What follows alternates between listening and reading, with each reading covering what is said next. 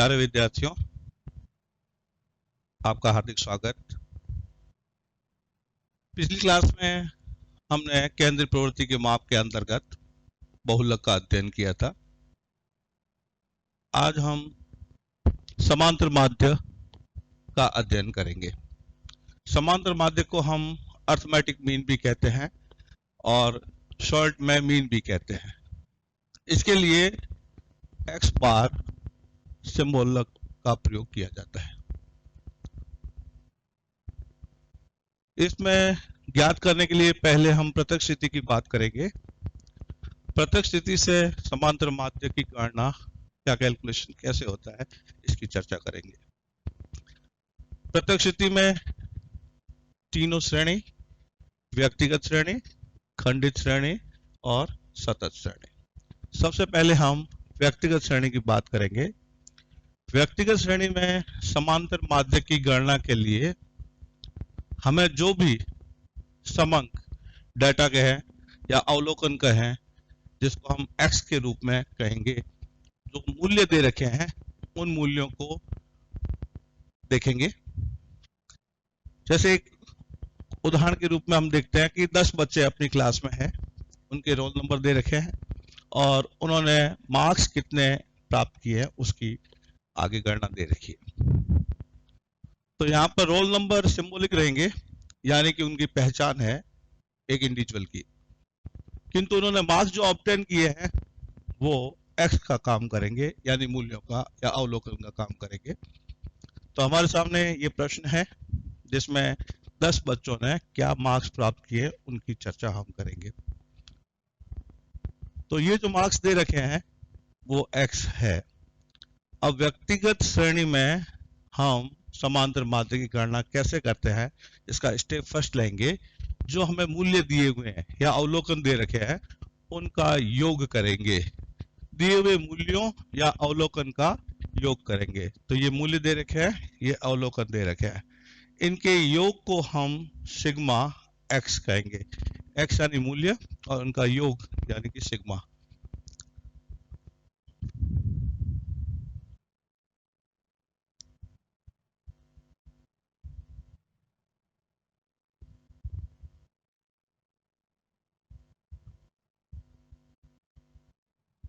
$1690। Again जो दिए हुए मूल्य है उनका योग करेंगे। ये योग आया 1690, जिसको हम स्टैटिस्टिकल के रूप में या सांख्यिकी रूप में सिग्मा x यानी कि दिए हुए मूल्यों का योग करना। पहला स्टेप दिए हुए मूल्यों का योग करना। दूसरा स्टेप है फॉर्मूला लगाना और फॉर्मूले की सहायता यानी सूत्र की सहायता से x बार ज्ञात करना। तो इसके लिए x बार का फॉर्मूला है sigma x upon n। Sigma x upon n। Sigma x हमने यहां निकाल दिया। अब n मतलब होता है number of item, number of item, कितने अवलोकन दे रखे हैं या कितनी संख्याएं दे रखी है वो यहाँ पर n का काम करेंगे। तो यहाँ पर ये सीरियल नंबर दे रखे हैं, हम देख सकते हैं, और सीरियल नंबर नहीं हो तो इनको गिन करके हम इस संख्या को लाएंगे। तो यहाँ पर हम कहेंगे सिग्मा x, ये डेटा है 1690 और नंबर ऑफ आइटम बराबर 10। इसको फॉर्मूला लिखना है और फॉर्मूले में पुट करना है। तो हम कहेंगे x bar is equal to sigma x upon n और वैल्यू दूसरे चरण में पुट करेंगे 1690 यानी 1690 और इसमें 10 का भाग देंगे और वो आएगा 169। तो हम कह सकते हैं x बार का उत्तर होगा 169 यानी कि 169।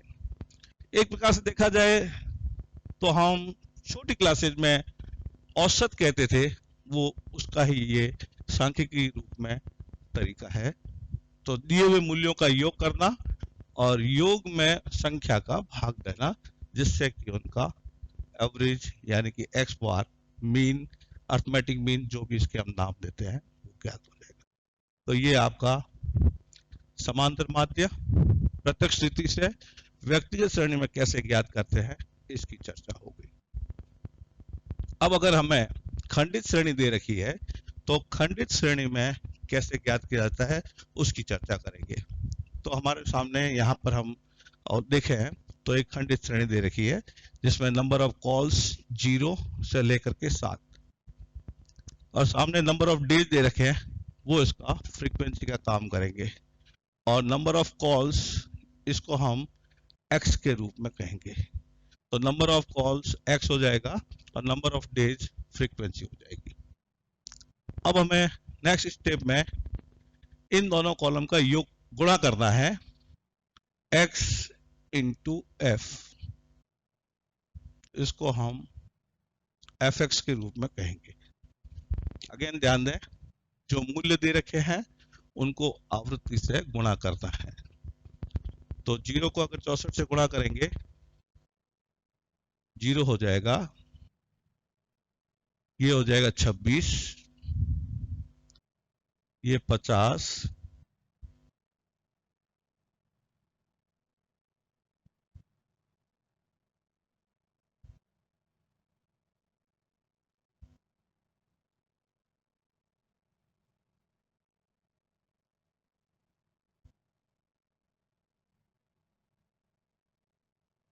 अगेन चेक कर लेते हैं दिए हुए मूल्य और उनकी आवृत्ति, उनका गुणा करेंगे और ये गुणनफल कहलाएगा fx। 0 को 64 से गुणा करेंगे, 1 इंटू 26, ये 50 हो जाएंगे। नेक्स्ट ये 204 हो जाएंगे, ये 200 हो जाएंगे, ये 234 हो जाएंगे, ये 539 हो जाएंगे। तो पहला स्टेप, जो हमें मूल्य दे रखे हैं और उसकी आवृत्ति दे रखी है, दोनों की गुणा होगी और उस गुणनफल को लिख दिया जाएगा। दूसरा स्टेप, इसका योग करेंगे गुणनफल का। इस योग का नाम होगा सिग्मा fx। तो हम इसका योग करते हैं।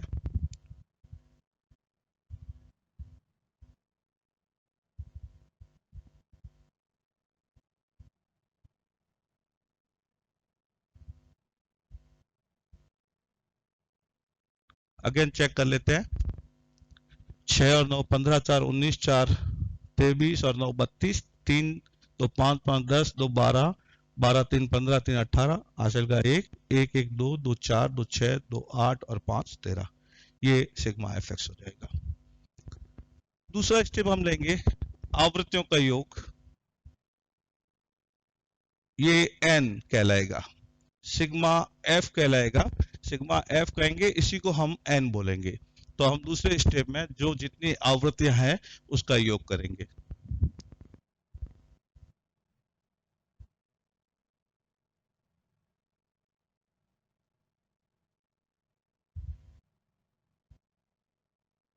$365। अगेन चेक कर लें।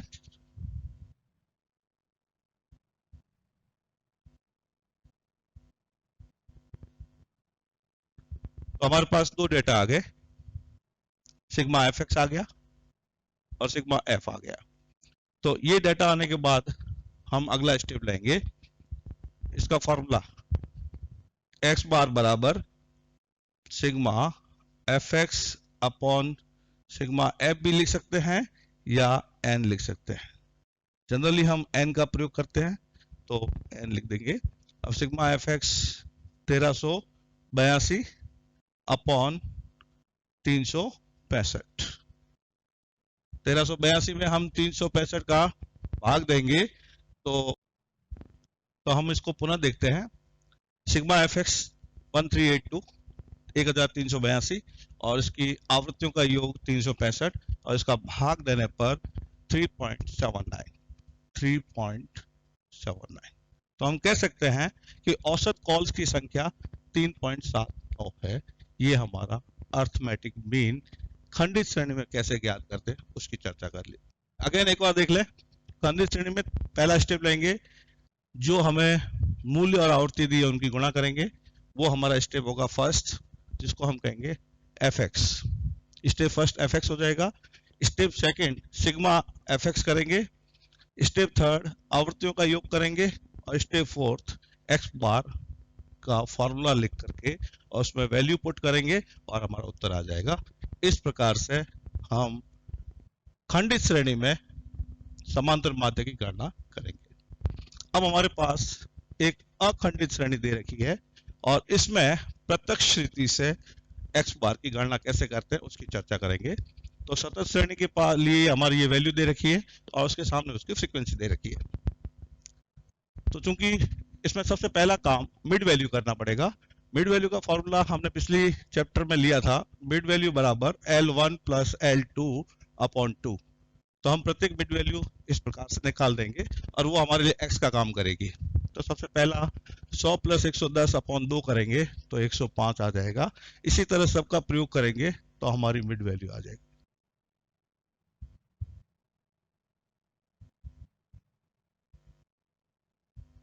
सारी जगह L1 प्लस L2 अपॉन 2 इस प्रकार से ज्ञात कर लेंगे और हमारे पास मिड वैल्यू आ रही है दिस वन। मिड वैल्यू को ही हम x यानी मूल्यों के रूप में प्रयोग करेंगे और नेक्स्ट हमारे पास में f दे रखा है। अब इस कॉलम की हमें आवश्यकता नहीं रहेगी, इस बात का विशेष ध्यान दें। अब इन दोनों कॉलम के आधार पे fx निकालेंगे।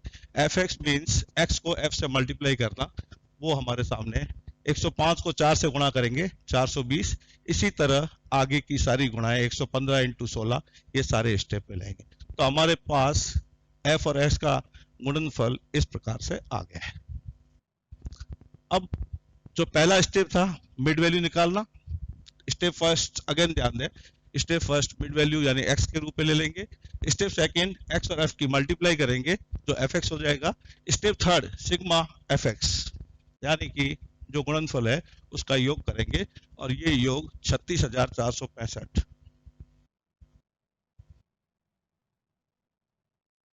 36,465 रहेगा। नेक्स्ट स्टेप में हम फ्रीक्वेंसियों यानी कि आवृत्तियों का योग करेंगे और आवृत्तियों का योग 255। अब इनका हम नॉमेनक्लेचर, इसको कहेंगे सिग्मा fx और इसको कहेंगे n। अब इसके आधार पे अंतिम स्टेप x बार यानी कि सूत्र x बार बराबर सिग्मा fx अपॉन n।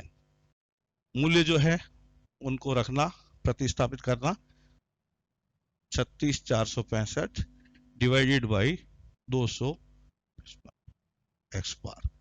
तो इस प्रकार से हमारा x बार रहेगा 143 143। पुनः एक और चर्चा कर लें, बहुत संक्षिप्त स्टेप है। पहला स्टेप मिड वैल्यू लेंगे, क्योंकि हमारे पास में सतत श्रेणी में L1 L2 दो होते हैं इसलिए मिड वैल्यू x का काम करेगी। उसको उसकी संबंधित आवृत्ति से, संबंधित फ्रीक्वेंसी से मल्टीप्लाई करेंगे और मल्टीप्लाई करके fx का कॉलम लाएंगे और fx के कॉलम का योग करेंगे और fx के कॉलम का योग करने के बाद में आवृत्ति कॉलम का योग करेंगे और आवृत्ति कॉलम का योग करने के बाद में x बार का फॉर्मूला रखना और उसके अंदर वैल्यू पुट करना और वैल्यू पुट करके x बार एग्जैक्ट कितना आया 143। इस प्रकार से हम एक सतत श्रेणी में समांतर माध्य की गणना करेंगे। धन्यवाद, थैंक यू।